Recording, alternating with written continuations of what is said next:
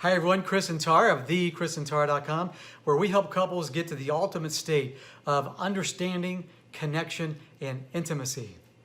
Yes, that's awesome. So today we're going to talk about trust and how trust is the cornerstone of every relationship and how it's also the foundation of our marriage. Yeah. Outside of God, there's no greater foundation that we have. And I first want to start off with a definition of what trust is according to Merriam-Webster's dictionary. It's the assured reliance on the character, ability, strength, or truth of someone or something, one in which confidence is placed. You know, a lot of people think that trust is just not where the other person is going to cheat on them. It's really, trust is built in communication, in character, in intentions. I mean, it's a really big deal. So how this is going to work and flow for all of us is I'm going to talk about trust from my perspective. Tara's going to talk about trust from her perspective. Then we're going to come together with a solution. And I'm sure all of you want solutions. You don't want psychological mumbo jumbo. You want to be able to leave this video, be able to implement something immediately and help your marriage. Because I know that's what I would want. So, and I know you're just like me and us. So first of all, trust, you know, trust is a big deal when it comes to communication. And I can tell you straight up that I have violated a lot of trust in Tara's communication. And here's why. Because like most guys, we're fixers. We want to be able to find something, or we're hearing something and our antennas go up. We're like, beep, beep, beep, beep, beep. I'm going to fix that. And so all of our communication now is based on how I'm going to respond or how I'm going to fix that problem. Where it should be, guys, listen up, where it should be trying to understand Tara and our relationship and understanding how she feels or what she's trying to communicate. Does she want me to just listen and fix it or fix it? One of the two. So with that being said, I have violated a lot of communications times because I am trying to be a fixer, and that is a no-no. Yeah, he's right, but he's also implemented something where he says, before, if I'm going to share my feelings with him, he'll ask me, so do you want me to just listen, or do you want me to offer you solutions? So then that gives me the opportunity to say, okay, he's actually going to listen to me based on what I'm asking him to do. So that's been awesome. Yeah. Thanks for doing that. Cool. And I have to be present in order to do that. I can't be thinking about what I'm going to be saying while I'm trying to, you know, interact with her. So it's cool. Yeah. And I think we're all can be guilty of that a little bit. So my perspective on trust is that, you know, Chris was not my first boyfriend I ever had. I was not his first girlfriend or serious relationship. So there had been some breaches in our trust with the opposite sex before we got married. So for me, I kind of brought some baggage into our marriage. I know, Chris, you admit you did too as well. We were a hot mess when we got married. So we both had that, and so there was like I said, there had been some mistrust going on, and that started to affect.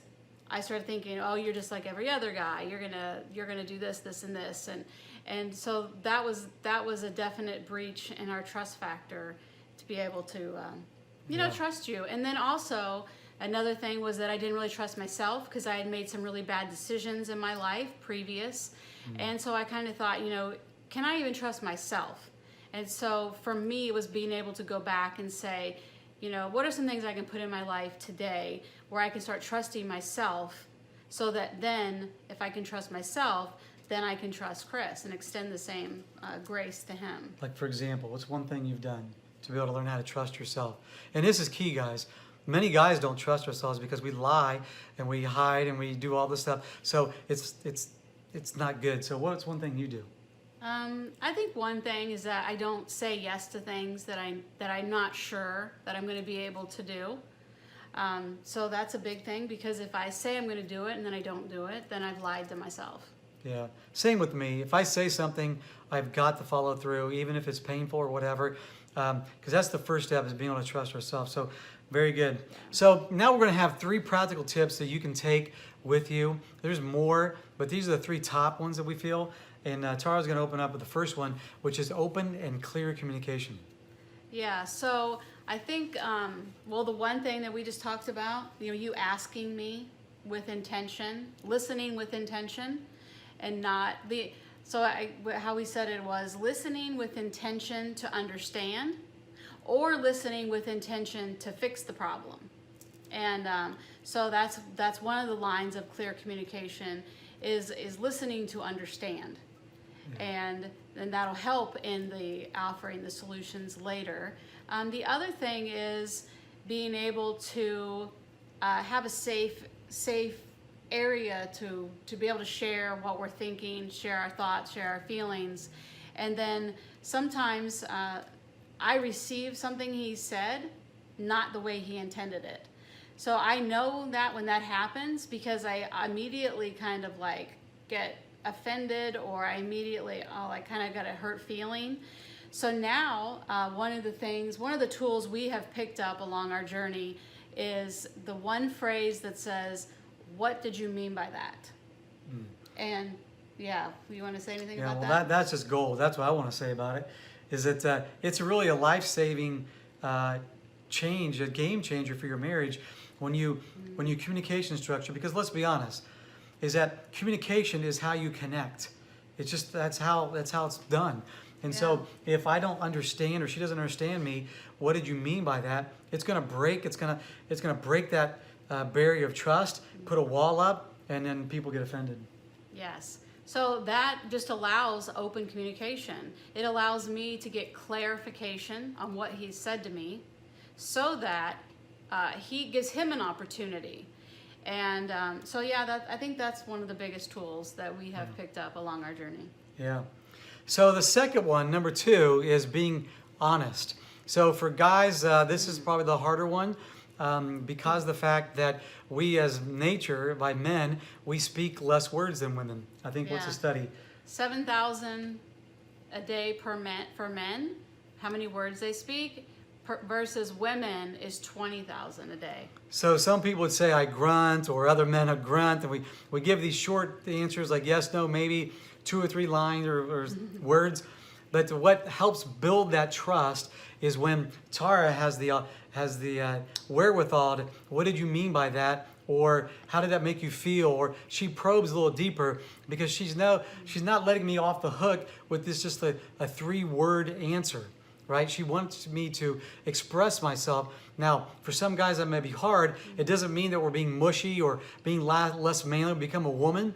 No, it's just learning the skill set of being able to express ourselves, which allows us to be better husbands, better fathers, better in our job, because now we can tell people, if we're bosses or whatever, tell people why we are doing what we're doing, or explain some things, because a lot of times that communication trust is broken because people just bark orders. And I'm sure you've got a boss like that just bark orders, and you're like, whoa, that's the whole thing. It's this trusting and being honest and open with your communication, which means being able to express yourself.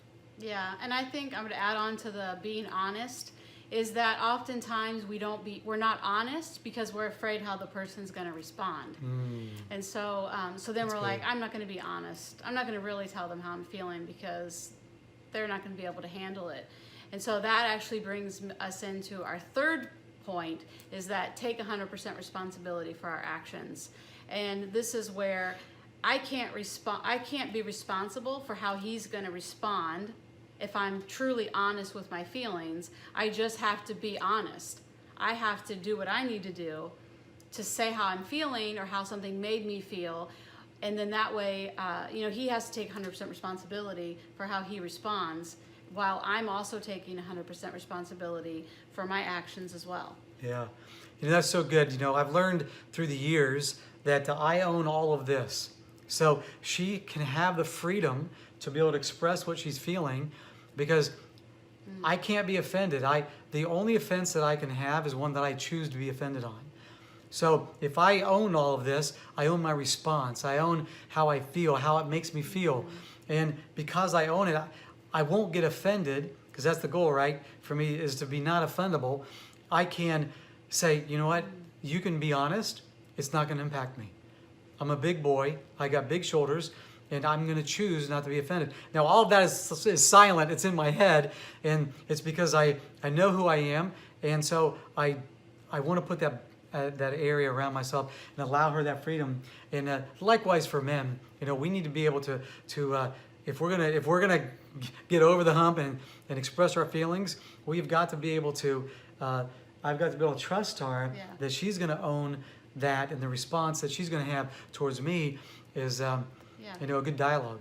And how I respond, and how I manage the feelings that you're giving me when you're being honest and you're being truthful. Yeah. So what we learned about is trust. The three things: one, open and clear communication, being honest, as well as owning it and showing 100% responsibility. So the last thing I want to share with you, and just in closing, is an encouragement that it takes courage to be able to do this. It's worth the price. You're going to have a good, healthy marriage, a good cornerstone, because connection, intimacy happens through the communication process. And if she feels like she can't trust me, or I feel like I can't trust her, and I break that, I put a wall up, then it's only going to hurt the connection and intimacy. So it takes courage to be real. And men, you can do it.